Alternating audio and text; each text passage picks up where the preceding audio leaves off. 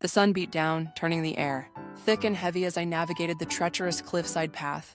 It had been a beautiful hike at first, the views breathtaking, the trail manageable. But as the afternoon wore on, the path narrowed, the drop-off became steeper, and the wind began to howl, a harbinger of the storm that was brewing on the horizon.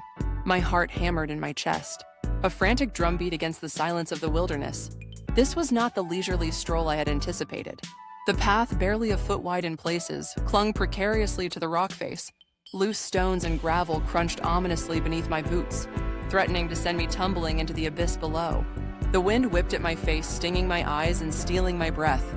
Panic clawed at the edges of my composure, but I forced myself to take slow, deliberate breaths, remembering the survival skills I had painstakingly learned over the years.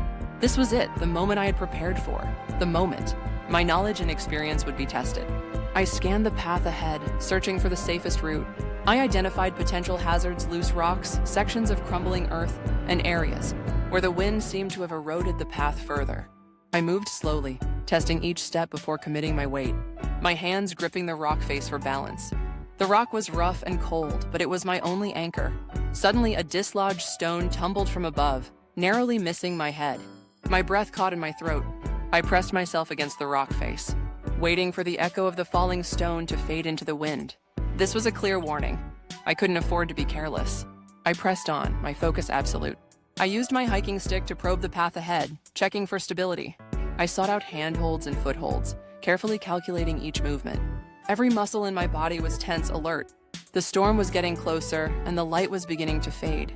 I knew I had to reach a safer place before darkness fell. Hours later, after what felt like a lifetime of precarious steps and heart-stopping moments, I finally reached a wider section of the path. It wasn't safe, but it was better. I found a small alcove in the rock face, a tiny haven from the wind and the looming storm. I leaned against the rock, closed my eyes, and took a deep, shuddering breath. I had made it. For now.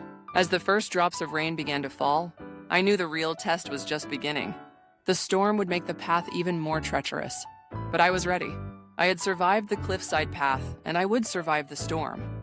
This was my moment, my test, and I would face it with the skills and knowledge I had gained. The wilderness had tested me, and I had answered.